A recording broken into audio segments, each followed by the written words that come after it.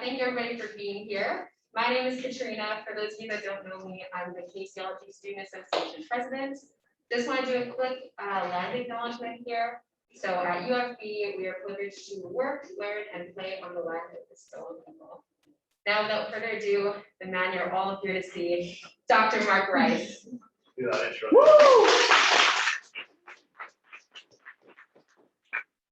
That still feels weird. It's been not too long since I got those accolades. Yeah, thanks, Katrina, and the rest of the kin group. I know most of you. So, nice to meet you. Thanks for coming. Feels like we just got a class and we're in the middle here. So yeah, my name's Mark. PhD. We got the CEP, stands for Certified Exercise Physiologist. Even though I do teach on the Child Education Park. Is that what it stands for? All right. So it stands for Certified Exercise Physiologist. So I get to do a lot of stuff with human performance, which you'll find out I really like to teach. Hopefully reflects some of my teaching. Nice to meet you. Anyone know where the city is? Best city in the world. Maybe not. I'm originally from Calgary. Grew up there. Did my undergraduate up until I graduated, and then I moved away to the States for a while. Grew up there, big Flames fan, Stampeders, Roughnecks, Hitmen, whatever you want to talk about Calgary. Just wish they had an NFL team. So my alliance has changed there. I don't take a lot of heat for you Canucks fans and Oilers fans, anyone else, but gotta stick to my roots here. So originally from Calgary, got a few important people in my life. It's my wife, a couple kids, just had his first day preschool last week, and then our first dance with my little girl. A couple of you are in here, so we're teaching January 2020. This little one was born, and then a week later, COVID hit. So I've been able to spend a lot of time with her, which is fun, which is also a lot of work. She's a little sassy already. Takes after her brother. And like I said, if we had an NFL team, I'd be cheering for the Seahawks. So we got the brainwashing going for.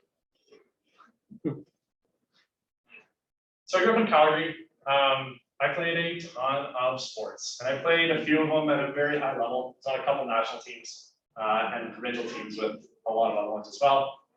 More specifically, golf and squash. I was on our national teams. Got to compete mostly North America. With golf, I did a little bit more. And then I was also provincial volleyball, water polo, and played hockey until I was about 15 with our junior A team, one of the junior A teams in Calgary. I'm going to come back to this in a sec, because this is kind of what's driving my research, or a little bit of my research, is my participation in all these sports. Like I said, I grew up in Calgary, did my undergraduate at the University of Calgary in the exercise science program. Now, before I got into kinesiology, I followed what all my high school friends were doing and went into engineering. And I was on a very distinguished list in my first year of university called the ACPRO list. Does anyone know what that is? Academic probation? The academic probation list. Nice. I had a 1.2 GPA at my first semester. I was on a sports team. I got called into the dean's office with our athletic director. I was pretty much given one chance. Said, smarten up, try to figure things out. I was kicked out of university, kicked off the team, lose funding, and I didn't know where to go from there. It's not that I didn't enjoy engineering, but I just never really had a passion. I went in because all my friends were going in there. I was decent at math, but I just hate material more than you can imagine. So I went down to one class, took a class, got in that class, so kind of got a few people off my back. Then I transferred into kinesiology. And here I was kind of under the wing of one of the exercise physiology professors at University of Calgary called Doc Smith. I think he's retired now, but he was a huge influence in the exercise physiology world. I learned a ton from him. I was always in his classes, went to a couple of his other classes, and got to know him a little bit, and was able to help out with some of the research he was doing But more specifically, he was associated with some of our high performance teams. So he did a lot of testing with the Calgary Flames and the Calgary Hitmen, which is really what started to drive my passion for human performance, especially elite athletics. So if you ever feel like you're struggling a little bit, come talk to me. I've been there. It sucks, but we'll work our way out of it. So I graduated, exercise science degree. And I remember when I was done I needed a science requirement for my Bachelor of Science. So I took Rocks for Jocks, Geography 205. No interest in geography, needed science, done all the kinesiology sciences. It was my last final exam ever. I remember sitting in that room, pull my pencil down. It's like, I am done school. I never have to go back to school again. This is fantastic. No idea what I'm gonna do, but I'm done school. Zero interest in going back. It's been a long enough time. Then I moved to the States, played golf for a while. Then I came back to Canada. And my first job, I managed a restaurant, and all I felt like I was doing was putting out fires. Okay, it wasn't very much fun. Then I worked for a company that was like a linen delivery company. So chefs, car dealerships, pick up the mats, roll the mats up, put them in a truck, drive the truck. I lasted 4 days. I sat there with everybody else in that room. There's no intellectual conversation.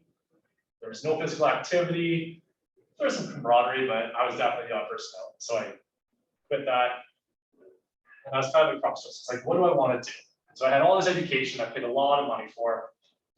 And I was starting just to kind of do my own little investigations into high performance athlete. How am I ever going to work with the national team again? Since I already did the athlete, but those days are over, how am I going to get associated with those? So I went and talked with a number of profs, supervisors at University of British Columbia. And I had 2 take me on that allowed me to pursue my master's. And so when you go to master's, you can either do a course-based master's at UBC, or you can do thesis-based master's. So I chose a thesis-based master's, and I looked at the exciting relationship between all these laboratory assessments that we're doing. So we talk about NFL combine, NHL combine, baseball combines. Is there really any merit to doing these types of assessments with regards to performance? So that's what my master's on, is on elite youth athletes, specifically in ice hockey.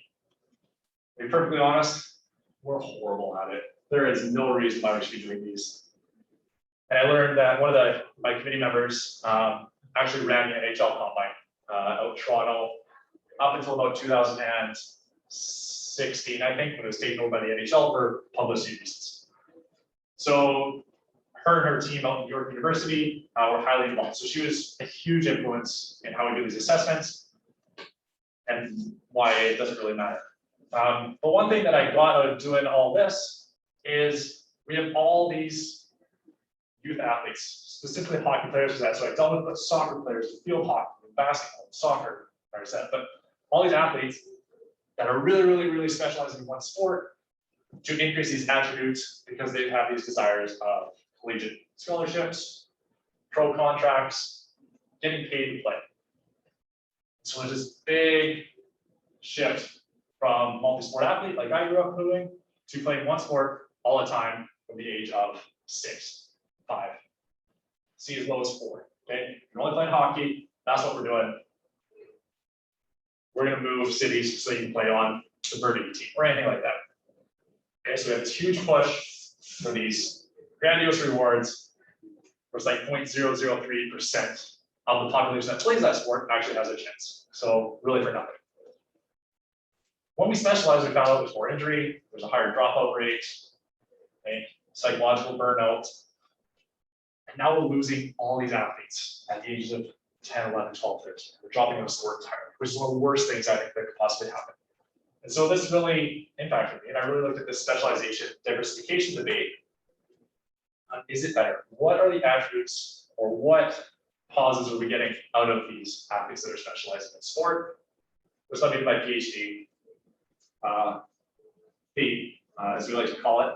So we're looking at specialization, diversification, the context of perceptual motor performance. So we know a lot about injury, we know a lot about the psychology aspect of it, but we don't know so much in the performance aspect.